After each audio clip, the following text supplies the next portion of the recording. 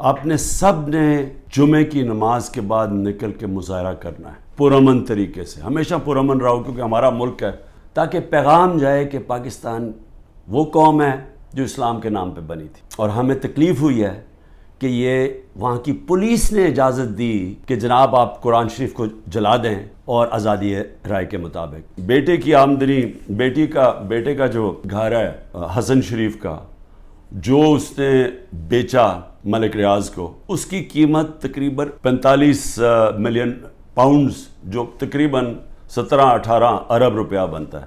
تو وہ کدھر سے پیسہ آیا تو یہ کوئی نہیں بتا سکتا۔ بیٹے یہاں سے باہر بھاگ گئے کیونکہ وہ بتا نہیں سکتے تھے۔ اسی طرح جو سر محل آصف زرداری نے خریدا وہ بھی یہاں سے پیسہ باہر گیا، حدیبہ پیپر مل وہ بھی پیسہ باہر، تو یہ سب اکٹھے ہو گئے اور سارے اکٹھے ہو کے بندر بانٹ پاکستان کیا کہ اچھا سندھ اس کو دے دیں گے، کراچی فلانے کو دے دیں گے، سینٹرل پنجاب کوئی اور آ جائے گا، پھر نئی پارٹی جو بنی ہے اس کو بھی کوئی سیٹیں مل جائیں گی، فضل الرحمان کو ادھر پختونخوا میں دے دیں گے، اور یہ بس یہ کھچڑی پک جائے گی۔ تو یہ ساری بندر بانٹ دبئی کے اندر ہو رہی تھی کہ جس طرح کہ کوئی سودا نہیں ہو رہا ہوتا کسی کے اوپر، یہ سودا ہو رہا تھا پاکستان کا۔ انہوں نے پلان بنائے ہوئے مجھے جیل میں ڈالنے کا۔ تو میں یہ چاہتا ہوں کہ پہلے آپ سمجھ جائیں کہ یہ کون سے کیسز ہیں، جن کیسز کے اندر میں صرف آپ کو 7 کیسز بتاتا ہوں جنہوں میں یہ جیل میں مجھے ڈالنے کی کوشش کر رہے ہیں، تاکہ آپ سب کو پتہ چل جائے۔ اور وہ میں اس لیے چاہتا ہوں کیونکہ میڈیا تو سارا کنٹرولڈ ہے، تو انہوں نے تو وہ ایک دم میڈیا میں پکڑنا ہے اور شور مچا دینا ہے کہ جی عمران کی چوری پکڑی گئی۔ وکیل کا قتل ہوتا ہے 10:30 بجے، 11:30 بجے پولیس میں رپورٹ ہوتا ہے۔ 2:22 میں شہباز شریف کا جو مشیر ہوتا ہے وہ سٹیٹمنٹ دیتا ہے کہ عمران خان نے اس وکیل کو قتل کیا۔ اب یہ سمجھے کہ صرف قتل میں 10:30 سے اور 2 بجے کے اندر وہ فیصلہ کر لیتے ہیں کہ عمران خان نے قتل کیا۔ اس کے بعد کیا ہوتا ہے؟ اس کے بیٹے کو اٹھا کے لے جاتی ہے پولیس۔ اس بیٹے کو 12 گھنٹے سے زیادہ پولیس اپنے پاس رکھتی ہے۔ اگلے دن کی دوپہر کو وہ کہتا ہے کہ جی عمران خان اس قتل میں ملوث تھا۔ لیکن پھر کیا ہوتا ہے؟ اس کی جو بیوی ہوتی ہے، وہ جو دوسری بیوی ہوتی ہے، وہ کہتی ہے کہ فیملی کے لوگوں نے قتل کیا اس کو۔ وہ ویڈیو اپنی جاری کرتی ہے۔ سارے کوئٹوں کو پتہ ہے کہ ان کی وہ وکیل کی دشمنیاں تھیں، سب کو پتہ ہے ان کی آپس میں دشمنیاں تھیں۔ اسی وکیل نے جا کے ہائی کورٹ کو کہا کہ مجھے سبی میں نہ کیسز مجھے دو، کیونکہ میری وہاں جان کو خطرہ ہے، میری دشمنی ہے۔ یہ اس کو بڑے قریب سے دیکھ لیں، اور اس کے اندر یہ مظاہرے کیا کر رہے ہیں۔ ان کا قتل ہوتا ہے اور یہ قتل میں کہتے ہیں کہ یہ قتل اس وکیل نے طرف سے یا انہوں نے کیا، اس کا نام لکھا ہوا ہے کہ وہ اس قتل میں ملوث تھا۔ لطیف کھوسا کے گھر باہر گولیاں چلتی ہیں۔ زبیر نیازی جو کہ ہمارا لاہور کا سیکرٹری جنرل ہے، اس کے نام پہ وہ آ جاتے جی اس نے گولیاں چلائی ہیں، اور وہ گولیاں کسی آدمی کو کھڑا کرتے ہیں جو کہتا ہے جی مجھے زبیر نیازی نے کوئی پیسے دینے تھے گولیاں چلانے کے لیے۔ اب لطیف کھوسا ہمارے ساتھ ملٹری کورٹس کے خلاف کیسز کر رہے ہیں، تو وہ کیوں گولیاں چلائے گا اس کے گھر، جو کہ وہی کیس کر رہے ہیں جو ہم کر رہے ہیں سپریم کورٹ میں۔ ضلع شاہ کا جب قتل ہوتا ہے، سب سے پہلے 302 میرے اوپر قتل کا چارج لگا دیتے ہیں۔ 3 دن تک وہ میرے اوپر 302 لگاتے ہیں قتل کا چارج۔ پھر کیا ہوتا ہے؟ اس کا پوسٹ مارٹم ہو جاتا ہے۔ پوسٹ مارٹم میں پتہ چلتا ہے 26 جگہ اس کے اوپر تشدد ہوا ہوتا ہے۔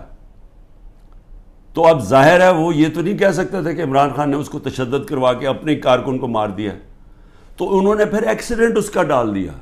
ایکسیڈنٹ میں بھی کہا کہ عمران خان اس کے اندر کوئی اس نے انفارمیشن چھپائی ہے، میرا پھر نام ڈال دیا۔ ISPR صاحب نے کہا کہ جی بڑا توہین ہو گئی، فوج کی توہین ہو گئی۔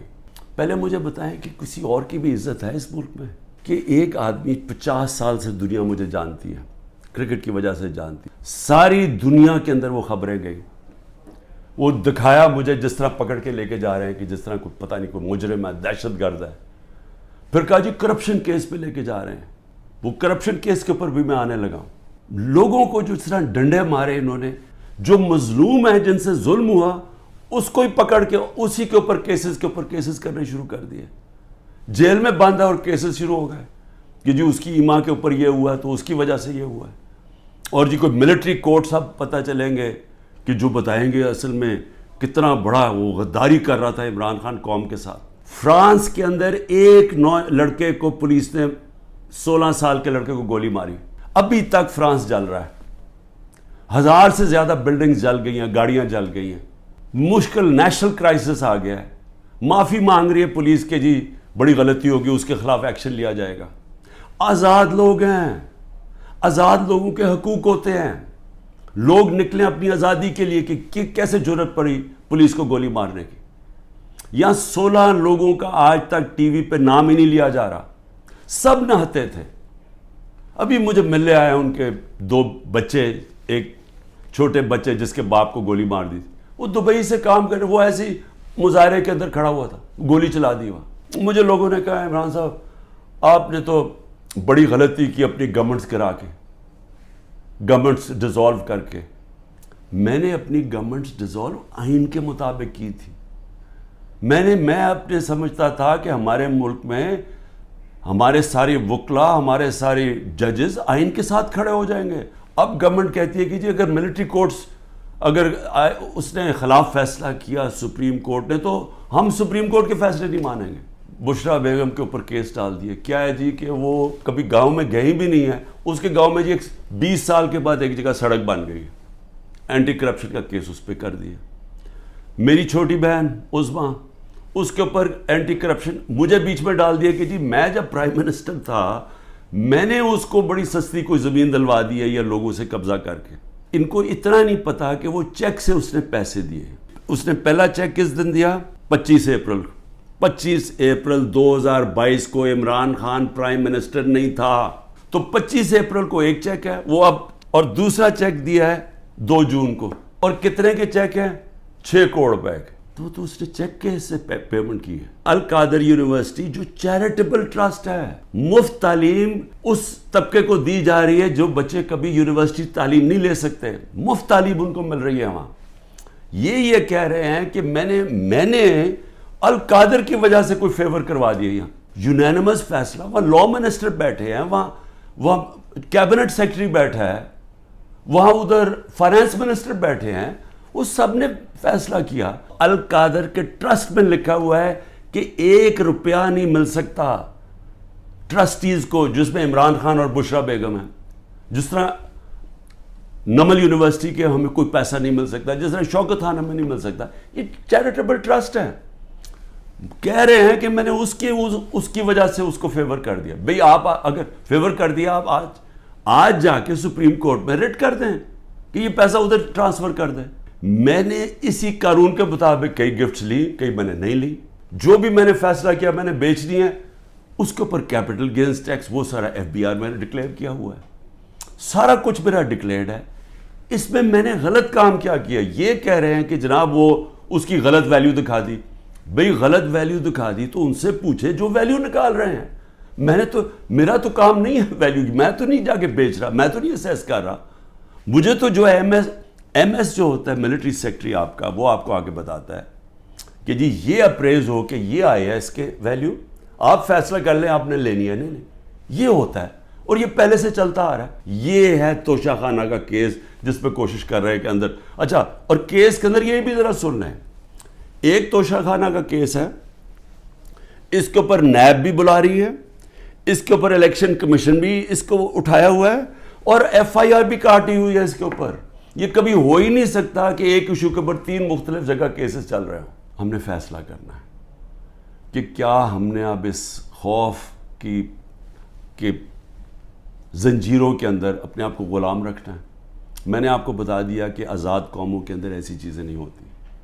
کوئی کسی کی جرت نہیں ہوتی آئین کے خلاف جانے کی, کسی کی جرت عدالت کے فیصلوں کے خلاف جانے کی نہیں ہوتی. وقت آ گیا یہ لوگوں کے گھروں کے اندر گھس کے جو گھر کی عورتوں سے کر رہے ہیں, بچے اٹھا کے لے جاتے ہیں, گھر توڑ دیتے ہیں, گھر لوٹ لیتے ہیں, یہ ہزاروں گھروں سے کر رہے ہیں. پختونخوا کے اندر گاڑیاں اٹھا کے لے جاتے ہیں. جو بھی PTI کا ملے, رشتہ دار ملے, کوئی بھی, میں ساری قوم کو کہہ رہا ہوں کہ کیا آپ یہ برداشت کرنے کے لیے تیار ہیں؟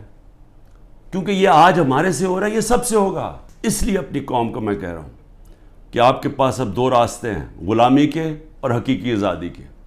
لا الہ الا اللہ, کوئی نہیں ہے خدا اللہ کے سوا ہم کسی ظالم کے سامنے اور یہ ظلم کا نظام اور یہ خوف کے سامنے ہم جھکنے والے نہیں ہیں. ہم نبی صلی اللہ علیہ وسلم محمد مصطفیٰ دنیا کے سب سے عظیم لیڈر، ہم ان کی امت ہیں، اور وقت آ گیا ہے کہ ہم اب اپنا سٹینڈ لیں اور پرامن طریقے سے تیاری کریں نکلنے کے لیے سڑکوں پہ.